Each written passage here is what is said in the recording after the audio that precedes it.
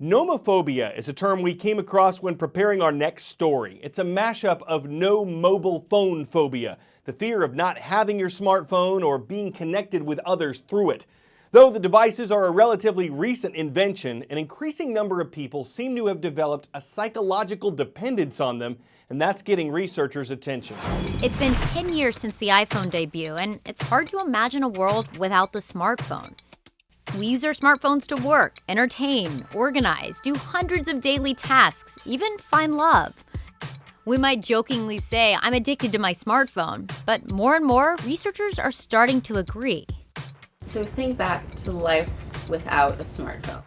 Was there life without a smartphone? There's no widely adopted diagnosis of smartphone addiction, but for doctors like Hillary Cash, not having an official diagnosis doesn't mean it isn't real.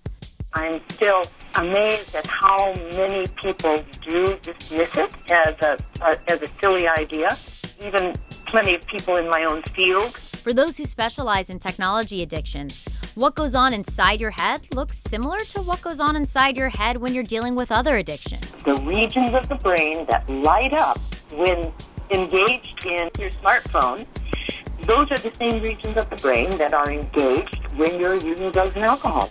Dr. David Greenfield says it also affects your behavior. In other words, you're using it like a drug. When you're triggered by boredom, you're using it as an avoidance of sleep.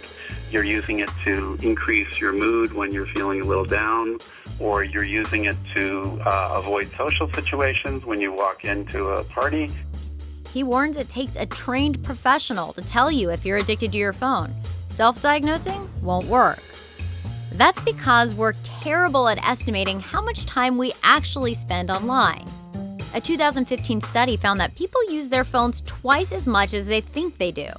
You know, I actually think as human beings we have less control than we think, right? Because we realize we're reaching for our phone all the time, but we don't know why. And I met a guy named Scott Dunlap, and he was fascinating. He spent much of his career building apps and using metrics to get us more addicted to our smartphone. You know, the notifications that you get, there's a reason they come at the certain time that they do, the words that are chosen in there. Every character of that has been A/B tested for you and your personality type. What we were in was the science of understanding what makes a product addictive.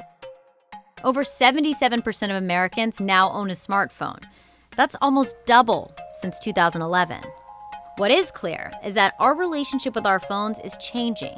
How we used phones in 2007 looks a lot different from life in 2017.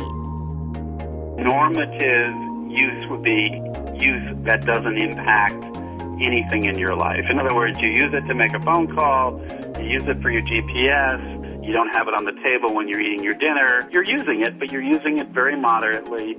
Now, there are less and less people that are doing that.